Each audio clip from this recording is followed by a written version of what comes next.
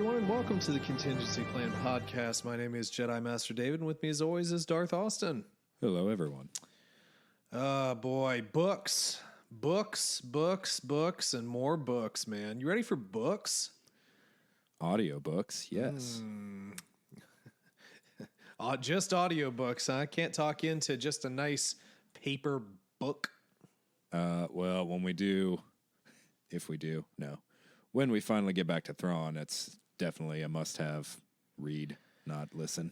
Oh boy, yeah, I can certainly understand that. It is pretty crazy getting through some of those longer audiobooks, and I'll talk about that a little bit with this one, with the whole speeding up thing, because I know you're definitely one of those people who speeds it up, right? Yeah, I mean, for the majority of this book, I think I listened to it at double speed, and then I actually just finished the book like a half hour ago, and I had it at like 2.5 times speed just to barrel through it in time. I was not prepared for this book. Yeah, I feel you, man. I definitely feel that. So we are back again. No Kenobi this week. I know it's disappointing. But we're going to be rocking through Shadows of the Sith by Adam Christopher.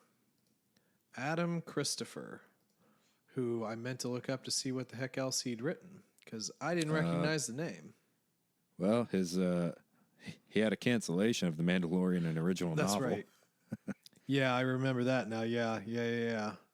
Couldn't even get one book out there. But he had a short story from a certain point of view, The Empire Strikes Back, called The Witness. Comic story from Star Wars Adventures 26, Tales from Wild Space, Alone in the Dark. Ooh, Alone in the Dark, huh? And another certain point of view short story, End of Watch. Well, isn't he fancy? Yeah. So, big change of pace for him. It looks like he did a Star Wars Adventures comic, which is the kids. Did he? Kids comic. You know what? Honestly, not really a ton. Not really a ton in his writing credits. It is kind of odd having this big of a book thrown in his lap after all that. Yeah, very, very strange. So 2 standalone novels, Seven Wonders and Hangwire, 2012, 2014. Parts of some series. I don't know what the Empire State is, but that sounds like a thing. Ray Electromatic Mysteries, a couple books in there. Those sort of seem like those would be smaller books. I don't know. Spider Wars. Is that like a Spider-Man thing? I don't know. He does have some tie-in stuff, though. Like there's some stuff for Dishonored. I don't know what Elementary is. Stranger Things. Elementary's Sherlock Holmes. Oh, that's the series. American one, right? The crappier one? Yeah. Yeah. Lucy Liu is Joan Watson. Mm-hmm. Yeah, I remember trying to watch it, and it's not deciding very quickly not to. Yeah, I mean, I watched a little bit. It wasn't terrible, but it wasn't as good as as like Sherlock. Mm-hmm. So there you go. I know a lot of people prefer the American Office over the British Office, and sometimes we do television better. Just not in that case. I mean, what an uproar if the Americans are like, you know what, we're going to do Doctor Who, like a straight up 1-for-1, just American Doctor Who. That'd be fun, right? I don't know. I mean, I haven't watched enough of Doctor Who to really answer that question. That's one thing I always want. One day I will take the time to go through all of Doctor Who. Yeah, I mean, I haven't watched, say, like a lot of the older ones, but I mean, I've watched the newer ones since the revamp, all the way up through what is his name? Peter, is it Capaldi or something like that? I didn't watch all of his stuff, most of it, and then I just kind of stopped. Not because I disliked it or anything, I just stopped. I do that sometimes, so I haven't watched. The female Doctor, I know we have that, and then I think they just switched it up again, or are in the process of switching it up again. So I think there'll be another Doc there. A lot of David Tennant fans out there, and Matt Smith fans. Wasn't there like or is an ongoing war of who the best doctor is, and those are the two. Well, see, everyone argues I for. actually like the first one from the revamp, and I never remember his name, nor can I pronounce it correctly, probably. But it was like Eccleston, I think was his last name. Ecclestein? No, hold on. You're gonna look up a list of the names, aren't you? I am. I'm doing it right as we speak. Let's see here. Christopher Eccleston. Eccleston. I don't know. Eccleston? It's a guy. He was the 9th Doctor. He was pretty cool.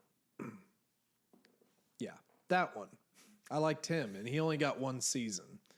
I actually thought they should have given him more time. Jodie Whittaker is the 13th Doctor. Did he just quit, or was he just not well received? No, I don't remember. I think he didn't want to do more. I think it was more his choice. Like he was good. So, but hey, that's fine. But anyway, so enough of that. How's your week been? Yeah, been kind of a not gonna lie, kind of crappy start to the week. Monday, I had to get picked up by my boss. I had to pull over. My car overheated, which I just got that figured out. Yeah, I had the new radiator put in. It ran fine for all of last week. I went to Columbus and back yesterday, or I'm sorry, day before Sunday. Yes, Sunday. And no problems whatsoever. I had one little incident where like I was just sitting in a parking lot and it kind of started to warm up a little bit at idle.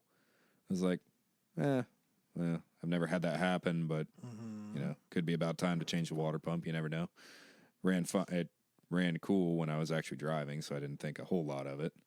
And yeah, I got to halfway to work Monday, started to overheat, so they claim that it just had an air bubble in it. Which can happen. Yeah, certainly can. Odd that it took about a week for it to surface, but it can happen. So hopefully that's all squared away. I'll find out tomorrow when I take it to work. But I got home that day, and I was feeling kind of really dehydrated and kind of laid down for a nap. Woke up about 8:30 and had like a temperature of 103. Super achy. Just felt like death. So it's just an all-around bad day, but yesterday wasn't as bad. Had a nice, relaxing day home for school and whatnot, and felt a little better. So, yeah, not the best start, but getting there now. Getting better. Nice. Sounds good. Totally listen to everything you said. Yeah. Nah, that sucks, man. That's too bad. It is what it is. Yeah, very Between true. the two of us and maybe a couple $1,000s, we will get this car squared away. Eventually, maybe. We can both be proud of it. Eventually. Yeah. Eventually. All right. Yeah, let's see.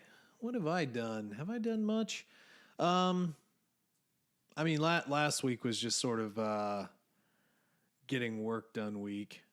I took some time off and did work on the house, did a few things here. Saw 2 sets of fireworks. I know we kind of already talked about that last time, I think, now that I'm thinking about it. Weekend, I didn't really do a whole heck of a lot this past weekend, just kind of hung out. Did I do something? I don't think I did. Not really. So yeah, it's just basically from there, it's just been mainly work. So nothing too crazy here, you know. Did you get any Prime deals? You know, spend all your money on the overlord Jeff Bezos? I did not. I did not put my money into the coffers this year. I feel bad for myself. About myself. Man. Not helping the American way very much. You're so un-American. He might actually shut down. You never know. Good. Without my support. I mean, what? You didn't want your NSA dots, you know, for $10 a piece. Your NSA Amazon cameras. Could have sworn you'd like those. No, I'm good. Oh, one positive thing that happened Saturday. Got roped into seeing the new Thor: Love and Thunder, which I didn't expect much of going into it. Mm-hmm. It's actually pretty funny. A little bit too much comedy for my taste, but it was Taika Waititi film. It was actually fairly good, so I would actually recommend it. Wow, I can't believe you're coming on here pushing the woke agenda, man. Wow. It wasn't super woke. I don't know. That's what the, the pre-release complainers were on about. Thor's women. No. I mean, it still had Thor as the main character. Basically, all that happens is like Jane uses. Wow. Are you gonna spoil it for everybody? Like the first 15 minutes, and I really don't care. Okay, sounds good. If you guys don't want to hear it, just mute it. No, like Jane just uses Mjolnir to like heal herself of cancer. She finds out very early in the show or in the movie that she has cancer.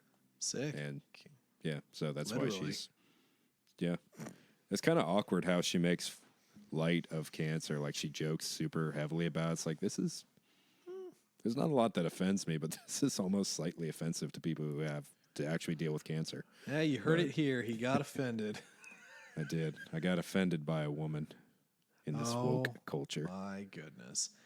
Yeah, I don't But know. they did have like, you'll see a lot of memes about it because like they have these goats that Thor is given. They're giant goats, like 3 times the size of him, and they just scream throughout the entire movie. We've never seen screaming goats before. Yeah.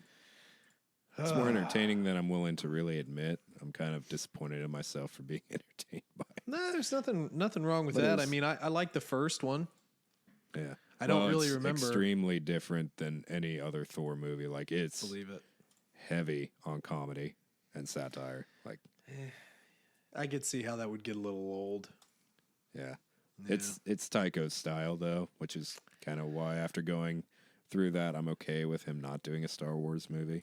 I'll be honest. I think he needs to watch himself a bit. Not get maybe. I don't know. I don't know exactly what it is, but like he's becoming kind of the really hot director right now, right? Mm-hmm. And Star Wars has elements of comedy, and it's cool, but it's usually subtle, and it's not every other line. I don't want to see that come into this as much, and we'll see. But like, I also don't want to see the guy burn out. And I don't know. He's like doing a lot of the Hollywood stuff right now, really enjoying himself, and don't become a precautionary Hollywood tale, man. Like put out good stuff. And if Thor was good, excellent. That's good to hear. Actually, I didn't realize he did a Ragnarok as well, which was Never a lot more watched it. serious, obviously. Yeah, never watched Ragnarok. I think I only watched the first Thor. I don't think I watched any of the other. Oh, really? Yeah, I don't think so. The second one was kind of garbage. What was the Ragnarok second one good. about? It was the Dark World. Oh no, I did watch that one. Yeah. Yeah. I can't really go over plot summary very well with that one. I really didn't like that movie, so I kind It's all of good. banished it from my mind, I guess. Yeah. A little bit. But yeah, I just know a lot of people were talking about because Jane is technically the mighty Thor. That's her deal. And I those comics are newer from my understanding, like 2011, 12, something like that. I think that those are more recent additions to sort of the timeline, and a lot of the older, stuck in the mud type of people are not real happy about it. I don't know. I don't know enough about it. So whatever, Well, man, I don't care. It's the same people who liked Ragnarok, and at the end of Ragnarok, Thor makes a Valkyrie the new, basically Odin of their people, which obviously Valkyries are women, so that's okay. Women? But women, Wow. but it's like, that's okay, but not a female Thor. Okay, that's Wow. Well, interesting. I don't know. I'm not real interested in much in the way of Marvel. oh, I get that. God, I can't even remember because like the Doctor Strange movie, that was terrible. I still stand by that. I didn't like it. It was.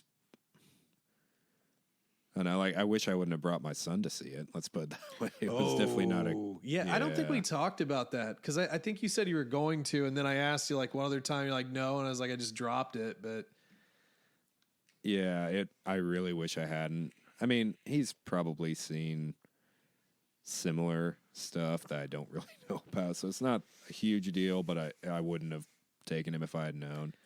And it was. I didn't mind the horror aspect of it, but they kind of make some things a little too flippant for me. I don't know why they had to completely just kill off Scarlet Witch. I like Scarlet Witch as a character, and I think she's OP, dude. Yeah. And like I did think it was funny. I saw a meme here recently. The dude who of the Illuminati who like can just speak. Black Adam.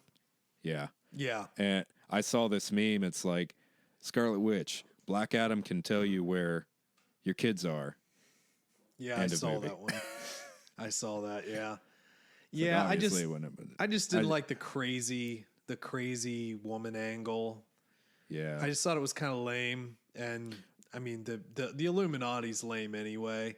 I mean, Professor X is cool. They got to, ride him out in his big, comic book sled there, but there's a channel, How It Should Have Ended. You know that channel? Yeah, I've watched them a few times. So they did one on that movie, and they were like, I mean, effectively, yeah. So they had that same meme, and that might have been where the meme came from then, because they had Black Adam do his thing, and then they also had like Professor X basically just like, take over her mind and like trap her, and then, blah, blah, blah. So it's like, I don't know. I just, there were elements of that just weren't, and I get it. It's like a crazy superhero movie, but it was dumb. I just didn't like it. I didn't like it at all. Wasn't my thing. Yeah. So. Oh, also there's a upcoming Disney Pixar movie that looks pretty good. I'm always a Pixar fan, but Buzz it's called Lightyear? No. I'll probably watch that, but no, that's not what I'm talking. Oh boy. No, it's called Elemental. It's coming out next June. Just really fantastical, super cool looking adventure animated movie. Yeah. Cool. Sounds Definitely good. would recommend looking up the trailer for that. It's pretty interesting. Very nice. Very nice. Need more movies like Disney Pixar pumps out. They just make good content.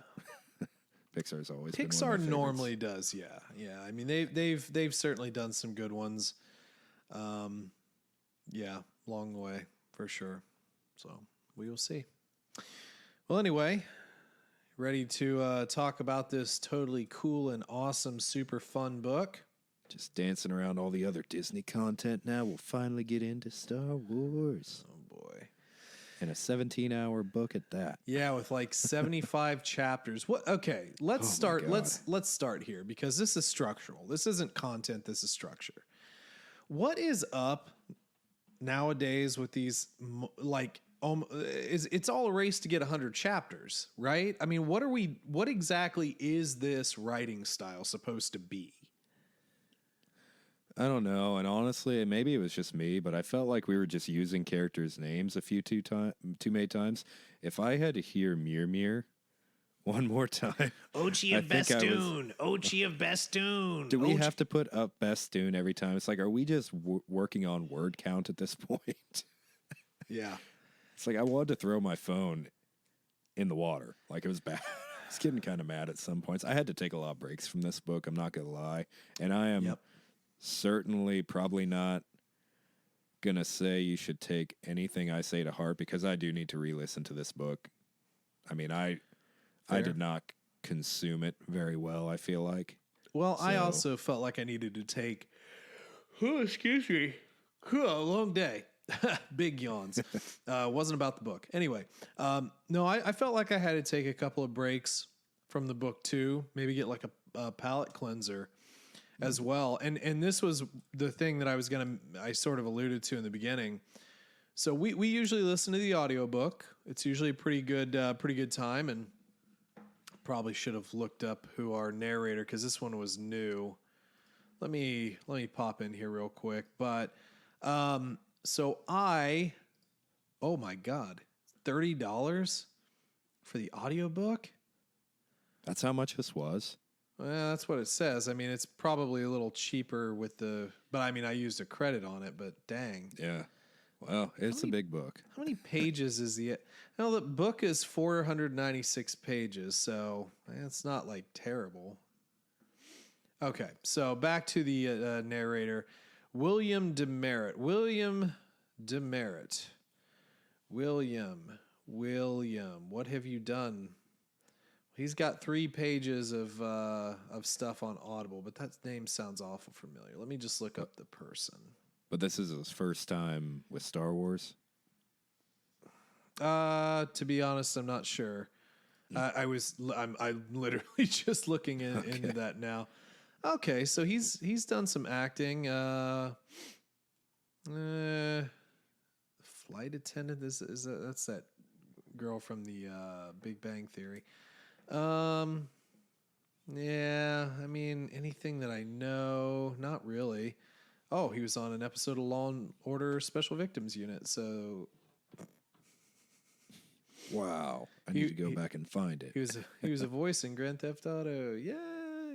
I don't really know. I mean, he's done some acting. Let's go back to his page and see what he's done as far as narration. Any Star Wars. Nope.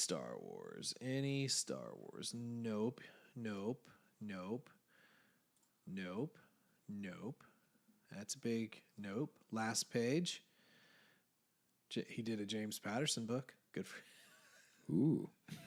He also did a book called Who is Michael Jordan? Who was? So sick. Nope. So I mean, I would call this guy probably experienced because he does have several. I mean, a lot of these look like they're, maybe not shorter books. So he's got some stuff under his belt. I actually enjoyed his voice. That's what I was getting at, but except for Ochi. Well, it is what it is. He did decent voices, but what I will say is that his voice does not lend itself, at least to me, very well for speeding up. There are too many times where it's going along and then there's a rush. It's kind of like he was rushing the reading at points, and it's really you can hear it when you speed things up. So I think when he's just reading normally, when you're listening to it at normal speed like you should, like a normal person, it's fine. I think he did a great job. I think he voiced the characters very well. I liked his Lando. I thought his Lando was really good. Lando Balthazar Calrissian. Landonus or whatever they put his name. Whatever. No, and it's weird because I agree. I put this book at 1.5 just to start with, and it felt like normal speed. I looked at it, it's like, did I actually set my speed, or I don't did know, I forget I thought it sounded fast because I did for a little bit. Like I felt like at the beginning, it was kind of slow. I don't know. Maybe that's just me. Maybe I'm just used to it at this point. Yeah, because you definitely take advantage of that way more than I do. So yeah, as far as the narration, there were only maybe 2 parts where I thought that the audiobook production got a little lame. One of them I don't remember. The other was that stupid mouse droid that just kept beeping. It's like, you cannot do that. Yeah. And that's one thing that obviously the book would speed up quite a bit. Yeah. So that got annoying. There was another one. Maybe it was an alarm or something, but they just kept doing it. I was like, you can stop. Yeah. We get it. And that's not on the narrator. That's on whoever produced the audiobook. So that is what it is. So yeah, I guess core story time. Yeah. Okay. So I'm going to categorize this in the easiest terms that I possibly can. This is the book that attempts to justify the rise of Skywalker. Yep. 100% agree. Yeah. I don't know what I thought we were getting here. I know that when we had talked about this book a while ago, we knew that we were going to meet Rey's parents. We knew Luke Skywalker was going to be here. And I didn't really know if I cared to learn any more about Rey's parents, but I obviously wanted Luke Skywalker. Mm-hmm. And I will give it to the writer here. I did feel like this did feel a bit more like a Legends book. Mm-hmm. But not a particularly memorable Legends book. Yeah. Yeah, I would agree. If I'm being honest. So we have a couple of tracks here. Oh, this was another thing about the audiobook, and they're saying it, which means it's probably in the print too. What is up with the now, then, now, now? Yeah. Yeah, that Chapter was 14. And then it's always where they're at. Chapter 13, Coruscant, now. Opposed to 3,000 years in the past. Or it could just be... to make sure you understand. It could just be Chapter 13. We arrived on Coruscant. Yeah. I mean, I don't know why that bugs me so much, but I think it's the repetitiveness. There was some repetitive stuff with, like, the inner monologue with Noctis, and... yeah. There was. There was some, like... I forget what the word was now, but, like, she says it. I know exactly what you mean. Yeah. Okay, yeah. Yeah. What's our character who is Princess Zycar? Is that how they pronounced it? Sure. I think it was Zycar. Yeah. Yeah, but like the inner monologue between Noctis and her, it just kept saying that word over and over and over again. And it's a super annoying voice. And I'll be honest, the first like couple minutes, I was thinking it was Palpatine until they made it clear the whole mask thing. It's like, if this is how we're... I'm sorry. I do remember what you're talking about, but you're not, it's not Noctis. It's Kaiza, but then it's the mask of something Panchar. I'm sorry, I'm getting them mixed up. No, Noctis was good. a mention from Lando. Exum Panchar. Yes, that was the mask that she had. Yes, the stuff going on in her head. Right. Yes. Right. Yep. Well, we'll talk a little bit about that mask and possibly what it could be. I think, but. Let's see. So we have kind of a Lando story. We have kind of a Luke story. We have a Rey and her parents who we get names. Miramir, which is Mira-Mir, not Mir, which is what I thought it was, is Miramir. Well, if he had actually taken the time to pronounce Miramir every time, this might have been an 18-hour book, so that's okay. Yes, and then her father, Dathan. Yeah. So Dathan... Which apparently this is the first time we've actually heard his name according to the character info in this book. Correct. Is that true? Yes. Okay. I believe that this author was able to name them.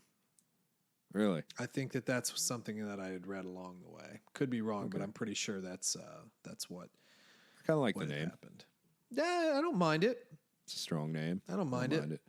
We do get a bit of backstory with Dathan as well, which is cool. We get to see his days as the Abomination. Well, let's just real quick. Let's just wrap their story line up because we already know what happens to them.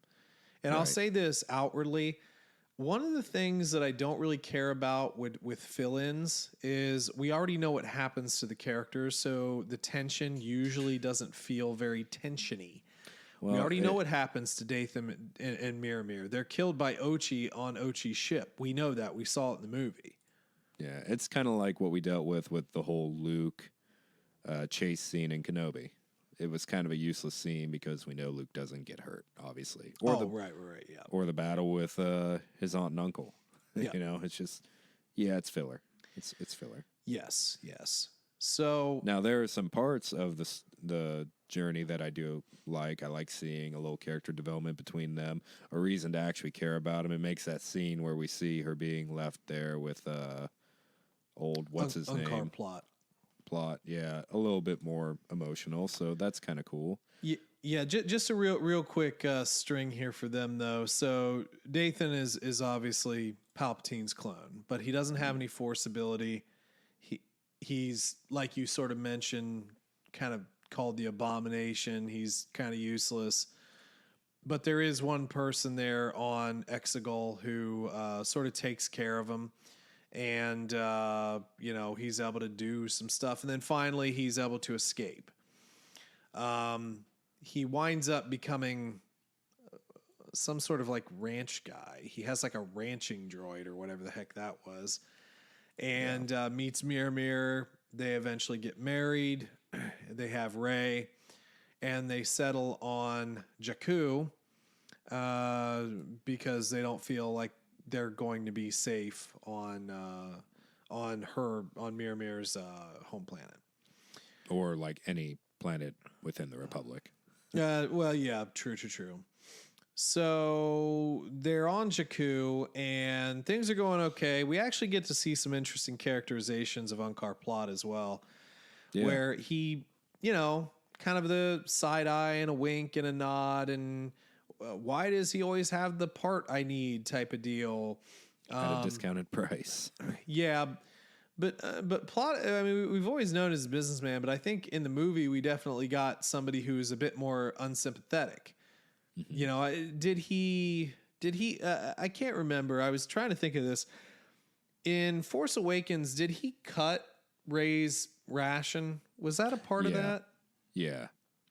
Which is kind of weird. It's like 1/4 portion or something like that. Yeah. 1/4 portion. Yeah, that's right. He did. So I don't know. I think I don't know that we have to humanize everyone, but I think it makes the decision to leave Rey with Plot a bit more, I don't know. Understand, not stupid. Yeah. It doesn't make it seem as stupid. Be honest. Yeah. And it explains why she's basically working for free for him. Although at this point, I feel like she would have paid her debt off. Yeah, debts are hard to pay off. The longer you go, the more you accumulate with interest. So, yeah. And then their whole plan towards the end is to try and steal Ochi's ship, which is stupid. They're caught. Steal any other ship whatsoever. Yeah. And they're caught. They're killed. Rey is on Jakku. That's the story of them. Yeah. Now, interestingly enough, along the way, they do run into Lando. Or not Luke, I don't think. I think Luke might have seen them.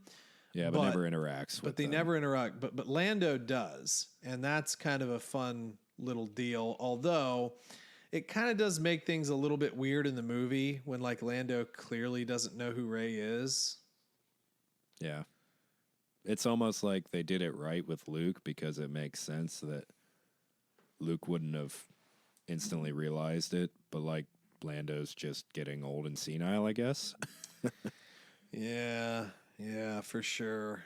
It's weird how much they want to force Rey to have a connection to every legacy character, though. Mm-hmm. Like, obviously, they did with Han without a backstory as much, but well, they made things with Han just weird because, like the whole, and then there was really no. They made payoff. Things with Han something that it was going to be, and then didn't end up being. I think personally, I think I still kind of have a slight idea that they wanted Ben and Rey to be siblings, and kind of tie it into legacy a little bit in a way. Wouldn't it have been funny if like that was like Han and Kira's kid was Ben, I think, or something like that, or excuse me, Rey. I mean, and, I think that and really been badass. And personally. really, when you think about it, the good mom made the bad kid. The bad mom made the good kid. Well, that's a good thing. But when you think about it, Han's not supposed to be force sensitive. Kira's clearly not. Right. Leia is, but for Han to produce two force sensitive children, it's like, no, the force is with Han. It's been with him always. It would have been interesting. It would have been an interesting plot line. But again, I don't think that they wanted to do the Legends twins thing. And it wouldn't have been twins. It would have just been step siblings. Right. Just don't go to the laundry room. Oh, no. Oh, boy. Or the cape closet. Oh, yeah, just stop. Oh, the cape closet. My God. So we learn a little bit more about Lando, but not much. We knew he said good content as always, obviously. What's Lando is good content as always. Lando, I think, is one of the most respected characters ultimately at this point. I think he's an easy character to write. I feel like people don't have any trouble with just letting Lando be Lando. Yep, don't need much development. No. I mean, even when we first see him, he's out gambling. He's trying to win some credits, not having much luck, kind of stumbles into Ochi's party. And, it's like, oh, maybe this will give me a way to find my daughter. Oh, yeah, you guys didn't know? If you didn't remember it in the movie, I've got a daughter. Somehow, we're not going to say the mother's name either. I have been looking for her for a long, long time. I don't even know. I think it was just immaculate conception. She just sort of showed up on my doorstep or something. Well, who is the mother, and why the heck can't he just say her name? Like, is there a big secret or something about this? What's the secret? Well, I don't know. I kind of am wondering because obviously we don't have a reveal of what she looks like or anything. So there's a chance she could be mixed. So maybe we're just assuming. Look, so really we could have it be any character at this point. So maybe they don't want to. I don't know. It's weird. I hope they don't do something really stupid with that and tie it into another known character that would just make it awkward. Or maybe it's Lando and Kira's daughter. Who knows? They obviously had that's dumb. They obviously had some kind of, history. It's like, Han, you took my ship, I took your woman. Anyway, so he does have a child, Kadera, who enjoys his cape closet and ice cream. And clearly Lando is very, very taken with his daughter, and it's very sweet.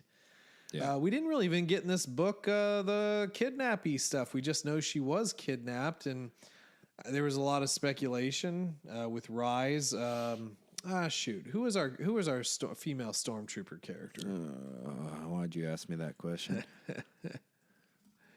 Let's see if we can't find it real quick. Fastest. Jana.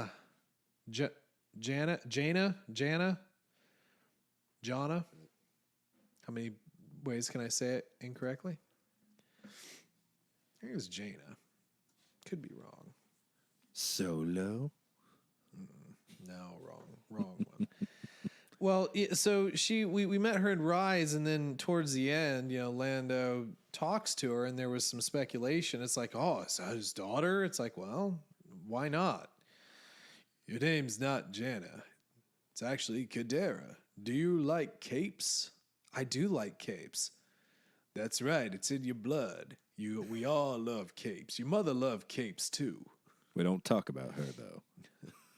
Not even sure if she existed. I don't adopted know. You. I don't know. But anyway, so Lando's been looking for his daughter for a long time, apparently. And seemingly it sort of feels like his friends have kind of given up on it, which I find uncharacteristic. In a way, wasn't it? When they just explained, well, everyone had their own lives and they just had to kind of get back to it. It's like, no, I don't think it would have happened that way. I mean, maybe they couldn't have put 100% of their time into it, but I don't think. Could you see Leia not actually looking for this girl ever? Well, or Han, or Luke, for that example. Han. I mean, yeah. Luke. Okay, I could kind of see Luke stopping at one point. Like, look, Lando, she's probably with the Force. Let's just chill. But I don't know. Han and Leia, I feel like would have done it. At least Han, for sure. And Leia would have used her influence within the New Republic. And even Chewbacca, they all would have helped. Sure.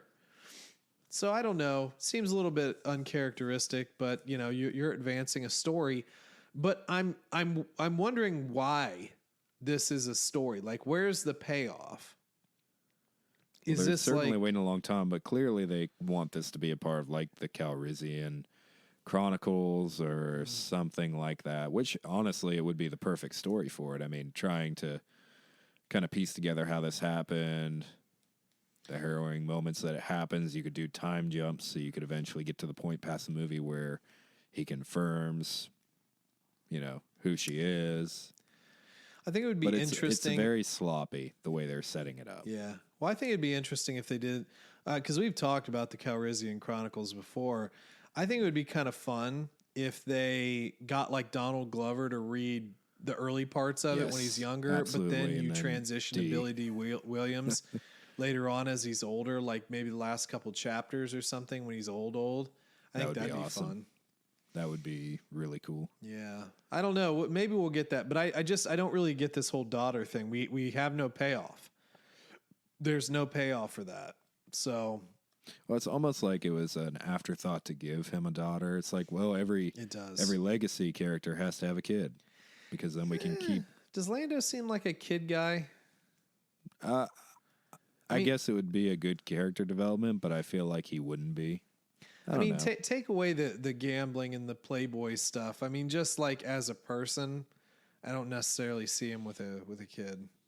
Yeah. But hey, could be wrong. Obviously I am. He's got a kid in canon, so there you go. Can't fight what's already there.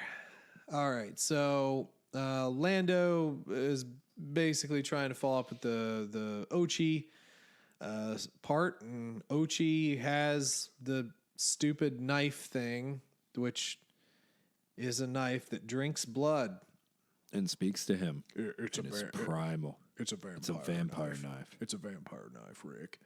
And you can fight, people with lightsabers with the knife. Yeah, of course, it's a vampire knife. It's a Sith artifact that isn't. Well, is it Beskar? Did they say it's Beskar? Okay, it's just a vampire knife. It's just magic at this point. Blood. It's just Sith magic. Okay, so he's got the knife and he's doing knife stuff. So if the Sith can imbue objects, I'm about to destroy stuff. I really need to stop. Mm-hmm. But if the Sith can imbue an object with the ability to not be destroyed by a lightsaber, why haven't they come up with a full set of armor? Or because they didn't have enough mana. They didn't have enough mana, okay? Clearly. But do you get what I'm we have to add so many cool new things that it starts really destroying the universe. I wonder how big the team is that actually researches that stuff and comes up with these ideas, because that took me 10 seconds to think of. And I hadn't thought of it prior to this. Yeah. So, I don't really know too much about Sith magic, so to speak. So, I don't really have much backstory on that, if I'm just, being forthright about it. But the knife thing just seems kind of dumb. I mean, I thought it was dumb in the movie. It's a map. Right. It's a map that's also sentient and makes someone violent when they wield it, and it's impervious to lightsabers. Yeah, you can deflect blaster bolts, and now part of this. Why did the knife tell Ochi not to walk into that sand trap if it's so smart? Well, part of this is how much of this is just the blatant influence of Palpatine. Because Ochi, there was a part where he was deflecting blaster bolts. He's like, yeah, I was fast, but I didn't know I was that fast. Must be getting late. Who caused the other one to yawn there? That was perfect timing. That was totally you. Need to get our naps in. But so he's now got more speed and he's being influenced by the knife. So you kind of think a little bit about maybe it could be Palpatine sort of imbuing a little bit on the knife as well. But it's a knife. I don't know. It just sort of seems a little dumb. He transferred some of his essence into the blade. Yeah. Well, I mean, I guess now that we're just talking artifacts, let's also talk about our Miask. Yeah, whatever, Exum Panchard. Viceroy Exum Panchard, who I believe was made up for this book. I don't think that there's anything more. And I'm sorry, I can't hear Viceroy without just thinking it's a Newt Gunray Sith. Nymordians, yeah, I'm with you there. Sith. Yeah. So why'd he have to be a viceroy? I don't know. And they don't even give him a planet. They just say a long forgotten planet. The mask is made of one obsessed with Exegol, of course. Well, again, that's just a tie-in, but yeah, you're right. Mask made of like meteoric metal that was imbued with the deaths of like 1,000 people's screams or some stuff like that. And apparently old Exum here wasn't much of a Sith. I mean, he was like, force powerful, but like not really a lightsaber wielder necessarily. Fought more instinctively and was able to transfer his essence onto the mask. And he has been holding Kaiza, who we first saw in the Aftermath books, one of the little street rats and what were they, the disciples of something. Yeah, we have another Acolyte, character. or were they acolytes of the Beyond? Was that it? Where's my Kaiza? My Kaiza tab. Of course, you're just not acolytes of the Beyond. Yes, I was right. And Kaiza is not only in possession of this mask, but she is in possession of Darth Noctis's sort of scimitar-like lightsaber. And the mask was given to her by Yuptashu, which, we saw some of Yuptashu in Aftermath. Which is funny that they portray that as a unique lightsaber, because the cover does not make it look like a unique lightsaber at all. It does not. Very not. basic. I mean, we've had like saber whips, which I guess could make sense, but like curved sabers. I mean, I guess the dark saber is more of a big cleaver, so. I just want a Dothraki lightsaber. Their little hook sword things. That'd be awesome. I like the Egyptian sword. Yeah. Yeah. Yeah, those are pretty cool. I could see that. So anyway, she's got a saber. She's got this mask. She's basically a vessel for Exum Panchard. And, yeah. There's not much character development there. You've basically summed her up from the start to the end. Yeah, pretty much. There are some confusing points here, I would say, because like clearly all roads lead back to Palpatine. But we don't really get Palpatine. No, not really. But we're all after Rey for some reason, but really these people are after Rey to get to Exegol because everybody seems to believe that Exegol will grant them some measure of immortality, which we also learn the precautionary tale of Darth Noctis, who I think is also a new character. Yeah, this is the one I was getting mixed up, and apparently they even made an apprentice for Noctis, and the apprentice like becomes this beast that just lurks around Exegol. So I'm getting Darth Sanguis, who actually was there first. He found Exegol first, and in his pursuit of immortality, became the creature. So then, when Noctis came to the planet to gain this power, he kind of tricked her, and then she became basically Gollum. Basically, yeah, you're right. And so she then was forced to become the Gollum, whereas, the other one, Sanguis, died, and which he was cool with. He wanted to die. So Noctis might be around on the planet, just Golluming it up, We've probably seen her in the movie, and we just didn't realize it. Just always there in the background. Just always there. But Noctis new for this. Not very interesting. Well, that's the thing. I think this book tried to really have some payoffs here, but in the end, it's like Darth Noctis. It sounds familiar. Oh, it's nobody. Yeah. You know? Yeah. That's the problem. It seriously does sound familiar. Yeah, it's like, can you give us like something that relates to something? Right. Out of all the Sith that are already canon, you couldn't have like just picked one, I guess. I don't know. But like, I can see the pitch for it. It's like, we're going to introduce 2 new Sith in this book, and it's going to be epic. And then it falls apart. Yeah. From there. Yeah. And the whole thing is like, Luke fought the Sith even in between his battles with, with Sidious the first time and Ben on their final confrontation. He fought other Sith. It's like, no, this doesn't count in my eyes. It really doesn't. Well, we do eventually get a showdown between Kaiza and Luke.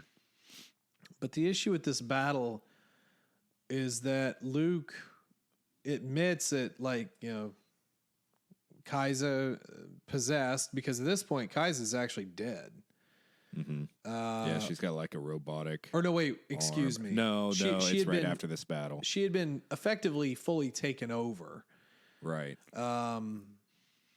By Panchard. She's not dead. She's still technically there, but she's been taken over.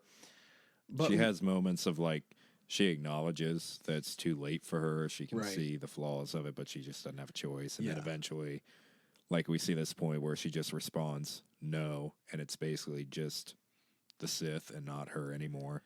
Right. And so they do have a battle, but Luke said during it in his head, he's like, yeah, I mean, I'm obviously going to wreck this person. They don't have the saber skill or the concentration or anything.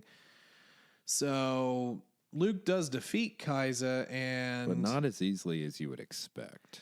No, there's a lot of atmospheric things that come into effect as well. But yeah, then eventually, Kaiza is, in quotation marks, killed, but not really. This is the stupidest, one of the stupidest parts of the book, in my opinion. Yeah, it's kind of a weird zombie thing, where Panchard fully takes over her body, but she is dead. Robot arm, we put the Kyber crystals on the mask. Yeah, the droids like carry her through molten lava or some stupid thing, and like it's burning her body as they're walking through. But like after all this, how good of a vessel would she be to fight with at this point? Like, she's got this awkward robotic arm. She's burnt really badly. I don't know. Just, did we have to have a second battle? Sure, why not?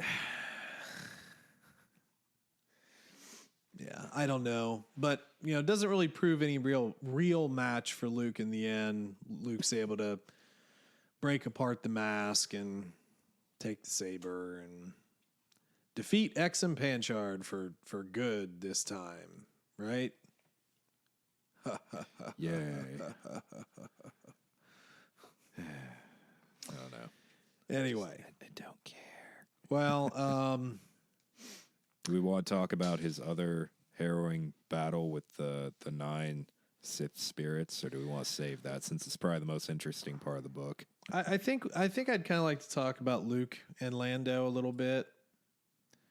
Kind of some of their interactions and their relationship, so to speak. Because, like, Luke's obviously been teaching the next group of younglings. Mm-hmm. But he's been having trouble because he keeps having visions of what we know to be Exegol. Which is from our new Sith Lord, essentially. Well, that's kind of debatable, I think. Mentioned. At least that's what he believes near the end of the book. Yeah, and I think we should talk about that a little further, but like eventually both Lando and Luke's paths collide because Lando needs help and Luke is obviously having trouble too, so I think he wants to get out there a bit as well. Oh, double yawns. This book is totally going to get 5 out of 5. 5 out of 5 stars. So anyway, I thought it was kind of funny, or I thought it was kind of fun, fun to sort of see their interactions, because I think in the movies they were obviously around each other, but they didn't really interact much with each other. But in this book, the biggest interaction is like when they save Han and Return of the Jedi, and that's not all that huge. But they have cool, like, abrasive personalities that really shouldn't mix well, but they do. Well, I suppose you're right. Yeah, but I don't know. I mean, I think they've obviously shared some stuff over the years, which is nice. Right. They're able to talk. It was kind of funny when they're openly. having their cognac that Luke just wouldn't drink any of it, and Lando just kept making fun of him for that. Yeah. Which, by the way, is that the only thing that's drank in the Star Wars universe? Because, like, Pride was drinking it. It's just like everyone drinks cognac. Well, it's not. It wasn't cognac. It started with an A. I know what you mean. It was like a Traxxas or just something. R-Trax. Well, yeah, but they, like, Lando describes it as a fine cognac at some point. So. Understood. Sorry, yeah, I misremembered. I don't know, man. Yeah, sure. It's the same stuff. But no, I just kind of like their interactions. I thought it was healthy. You know, it was good stuff. But yeah, I mean, you already mentioned it. So Luke's visions, he eventually does place himself kind of with a little bit of aid from, wow, I forgot his name. The old guy. Lor San Tekka. Lor San Tekka. It's like his face was in my mind. I couldn't think of the name. So with sort of the help, or at least the essence of Lor San Tekka, he may or may not have projected himself for the first time to Exegol. It's maybe. And he fights some of the Sith Eternal, the dorks who just got blasted away by Rey. I couldn't stop thinking about that throughout this entire book. Because it's just funny now. Like, they seem to be they seem so BA in this book, and it's just, and they're all dead. Yeah, exactly. The battle was interesting, I guess. It was probably the one of the more interesting things in a way. He gets his ass handed to him near the end. Yeah, I mean, he's able to kind of hold, but the whole thing is these Sith Eternal kind of can like phase in and out type of deal. You know, they're not really. Yeah. It's like you're fighting a ghost. Well, it kind of makes you wonder, like, are they projecting themselves too, or are they just literally force spirits, like the Sith equivalent of a force ghost, maybe? Mm-hmm. Or like, even at the end of the day, would it even be possible for Luke to be hurt here? Or to hurt them. Yeah, exactly. True enough.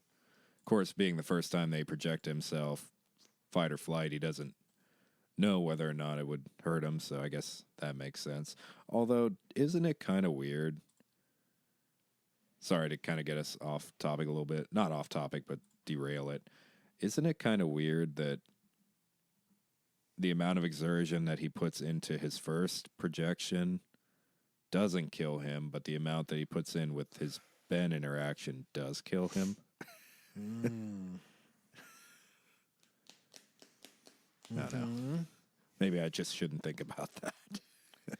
I don't know. I mean, there are 1,000,001 things you could say to that. Maybe it wasn't a force projection. Maybe even if it was so minor it doesn't draw much strength, or who knows. Yeah, maybe. Yeah. Oh, yeah, by the way, we get archaeology. That's fun. Yeah.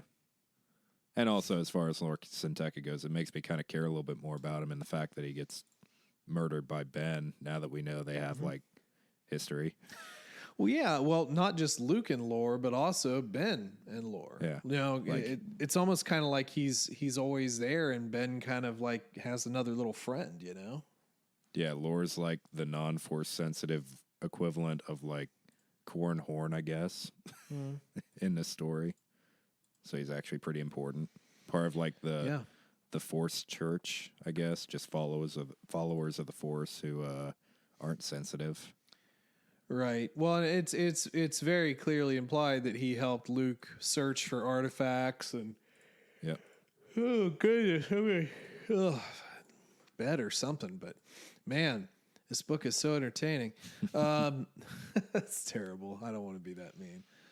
But yeah, it is interesting to see a little bit more with Loras and Taka. Yeah. So. What do you think about Little Ben? Oh, hold on. Well, yeah. It was fine. I don't care too much about Little Ben. I thought it was interesting that they like acknowledged the fact that Luke was struggling to set aside emotion and treat him like any other Padawan. Mm-hmm. That was kind of cool. But I mean, are we really going to skip over the most important part of our little Force Ghost fight? I figured we would. That's cool. It's not important. You can go ahead if you want. I mean, you can tell him all about Mace Windu. Yeah, we get Mace back. He starts cussing a lot and talking about snakes on planes and all kinds of cool stuff. No, it's just, a certain Force Ghost shows up to kind of bail their son out. I don't know. I already had this kind of spoiled for me. Yeah. Owen shows Owen's up? Back. Owen's back. And now he's berating Luke like he did Ben in Kenobi. Like you taught him? Yeah, the Anakin pop-up was interesting but brief. Kind of clearly they wanted it to be more epic than it was, and it wasn't necessarily bad, but I already had this spoiled for me, so it wasn't exciting. I knew it was coming, so it's like all that people are talking about with this book on like the YouTube review channels. So. But it was so brief. Yeah. Like, what's there to obsess about? Yeah.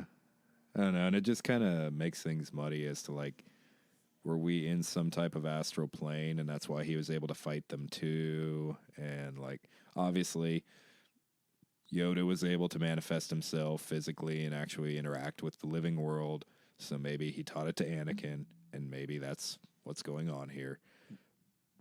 But it's kind of odd, in a way, that he was able to defend him.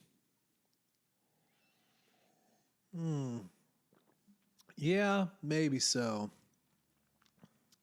It just kind of all depends on what plane Luke was on. I don't think he was on a physical plane. Right. It's almost like a world between worlds.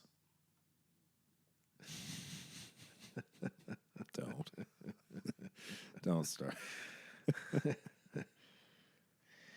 That place where you could reset Star Wars with. It's the multiverse. He's just in the multiverse. Yes. Of madness. I don't know. It was fine. I'm not quite sure. I didn't like pog about it. I didn't like go nuts. Yeah. It was fun. Yeah, it was cool. It was interesting. Dad? Yes, son. Where's your scars? I'm being zapped or something. Oh, I gotta go. Oh no, Palpatine's back, and he's good. I didn't say that out loud. Okay, bye. Scar, Palpatine doesn't really die. Oh, I gotta see your mom. See you. Mom's a Force Ghost too? Everyone's a Force Ghost, Luke. It's the big secret of the... Oh, shit, he's calling me back. Oh, you can't tell the secret. Oh, boy. Mom says hi. I don't know. Again, I thought it was fine. I wasn't going nuts over it though. But it was a cool little surprise, I guess. For me, I didn't get spoiled. I think I'd care more about these interactions if like we just got to see Luke interacting with his father and like him imbuing him with wisdom from his own mistakes and shortcomings. I don't know. I think that, we're so obsessed with Qui-Gon talking with Obi-Wan. Why can't we have the same thing with Anakin talking to his son? Yeah. I think that would be a lot more interesting than, oh, yeah, Anakin one time, like, kept his son from dying. Well, what exactly do Force Ghosts do? Like, in between, like, what did Ben do in between, like... telling Luke to use the Force and for the first Death Star, and then when he came back, he was cutting that meat from Tatooine. You're completely screwing timelines. We're talking about he's dead when he's a Force ghost. Like, I know he's doing it when he's a Force ghost too. He's training all of the little younglings that Anakin killed. It was one of the greatest times of my life. All I did was cut meat and then feed my Eopie. It was great. That Eopie was the best thing that ever happened to me. It's probably dead now. Owen thought I was spying on Luke. No, I was spying on Beru. That's why she was always so nice to you. Oh, I see, Ben. Sneaky Ben. Oh, boy. Yeah. All right, what else do we got here? Pride. Who I personally think that this is about maybe an hour or two of fluff that needed to be cut completely. I don't think Pride or the Remnant should have been in this book at all. Yeah, it was a little odd. Kind of made you think that maybe they were going to start glimmering the First Order here, but yeah, they just had Pride, who at this point is calling himself a high colonel. Mm-hmm. And they portray him as a very, very worthless high colonel. He's drinking on the job. He's constantly thinking of death sticks and getting drunk, and he clearly doesn't have a whole lot of respect from his subordinates. He doesn't want to be in the field. He doesn't want to get his hands dirty, and he's outsmarted by Ochi, and that just annoys me. Yeah, it was a little weird. Maybe Pride isn't as cool as I remember, but I thought more highly of him than this. Yeah. Not a fan of it. I don't know. It was weird. Yeah. Yeah, for sure. How about Ochi? Dio. Ochi's doing matters. Stuff. He's Dio's all that really matters. getting reactivated by the Sith Eternal. He's getting drunk a lot. Kaiza, for some reason. Killing all his men. Yeah. Not trusting any of his men. Kind of wanting a droid army, but not wanting a droid armor, so he asked for stormtroopers. Right. Got a lot of people killed, and then winds up getting sanded. Yeah. Woohoo. Ochi. Like we knew would happen. And they did have that little story, though, that they never finished, by the way, where he was hunting, was it Depa Billaba? Yeah. Yeah. And then Mace Windu, looks like he's going to kick his butt, and then we just never got back to that part. Right.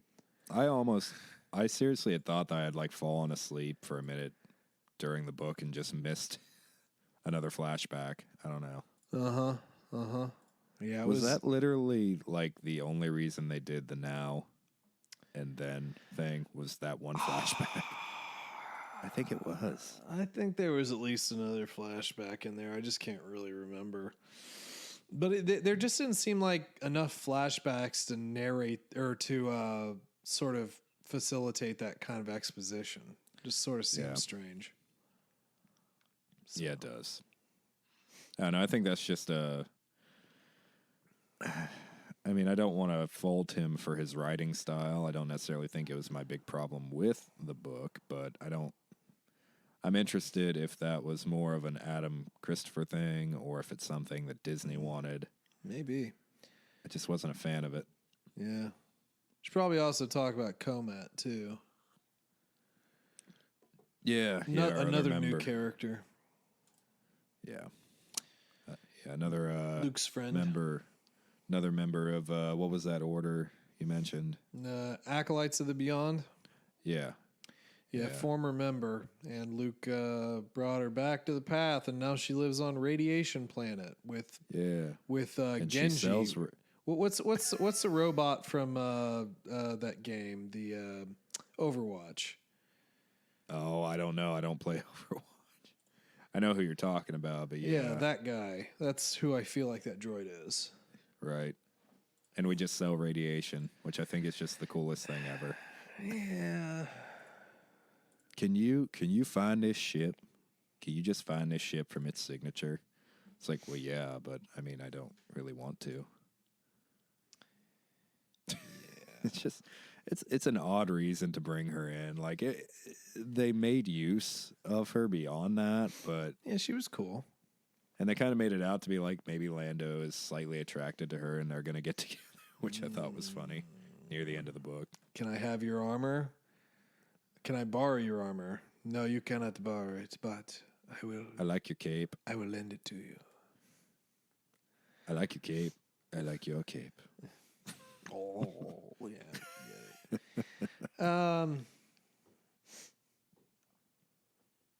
I don't know. It was a fine enough character. Was this supposed to be like Luke's version of a love interest? Well, you know, I wondered kind of what they were doing there, because, like, you know, that there's always a back part of your head that's like, oh, does Luke have like a Mara out there? It's like sometimes I come here and we kiss. But that's it. I don't have children. I do not have children. No, I don't.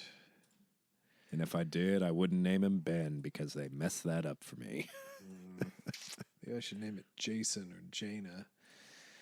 Anakin. I'll name him Anakin, but not for the reasons you're thinking. No.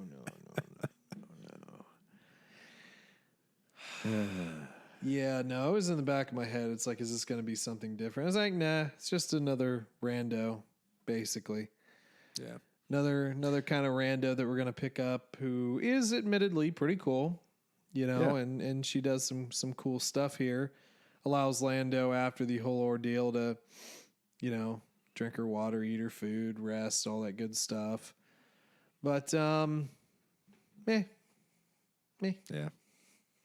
Yeah, meh is a good summary of this book, I think. And I think we've kind of run out of content to go through. Sounds good. All right, man. Well, let's go ahead and move into ratings then. Out of 5, give it a rating. What do you got for this one? And I'm going to say this, like I said earlier, I need to listen to this book again, and then I might revise this rating. I didn't hate it, but they wanted to do too much, I think, with this book. I feel like he wanted to write 2 books, and he just stuffed it all into one and didn't really flesh out anything properly.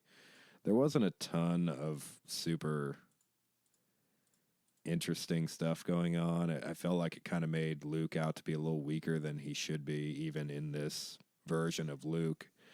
The Lando stuff was awesome as usual. I thought that was really well done. The stuff with Rey and her parents was okay, but ultimately they tried to set up too much tension where ultimately we know what happens, so the tension is just a moot point. So, yeah, I mean, we got a lot of, I feel like, dead ends or brick walls, I guess, with these stories that they're trying to tell, like with the Sith. So, I don't know. I'll give it like a 3.6 out of 5. Okay. All right. Well, Goodreads. What does Goodreads have for this bad boy? Goodreads is sitting at a 4.16. Only 340 ratings. So pretty low on that one. It's kind of a filler book. I am not really all that interested in backfill a lot of times. Sometimes it can be cool. But like I said earlier, it felt like an old Legends book, but just not one of the particularly good ones. You know, like early New Jedi Order. You know, it's there. I think a lot of the payoffs that they tried to put in here, some of the Sith stuff, just it wasn't quite as cool as you think it is, or they thought it would be. You know, you're naming Sith that we don't know. You're naming artifacts that we don't know. You're tricking us into thinking we know them. Yeah, kind of. And you know, character development wise, I mean, I like Lando. I thought that was all good. But I don't really understand the story because, like, when's the payoff? When do we figure it out? Luke, I thought Luke was fine. I didn't have any issues with the Luke storyline. He was able to defeat a Sith mask. I guess that's cool.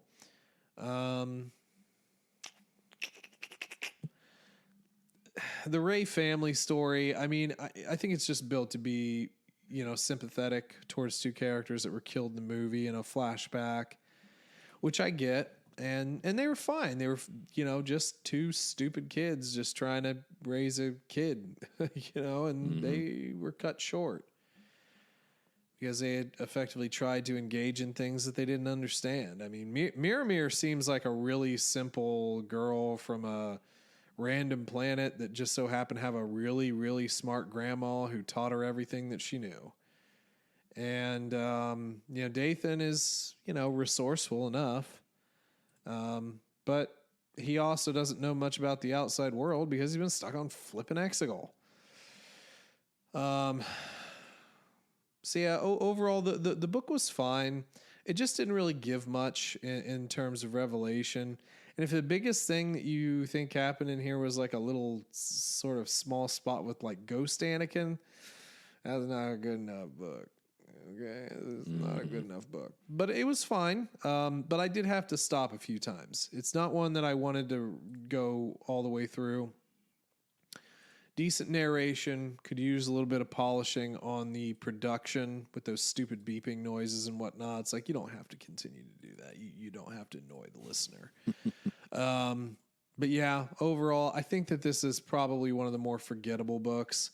I don't necessarily think I need to read it again, which is kind of telling. So I'm going to go ahead and give it a 3.75, and I think I'll be happy with that. Okay. All right, man. What else we got to talk about? Anything else we need to bash tonight? No, I do believe I have bashed enough things. I am tired of being negative. We need some better content to go through. Well, that's fair. That is fair. I think we're both tired of being negative, and sometimes it does feel like we get a little negative with the shows. Maybe they just aren't going as well as we think they should, and some of the books have been a little disappointing. What do we have on the docket for next week? Next week. I should have looked that up sooner. Good point. Let's see. Let's see what we got. Pull up here. the good old list. Okay. Yeah, this is the little mini book.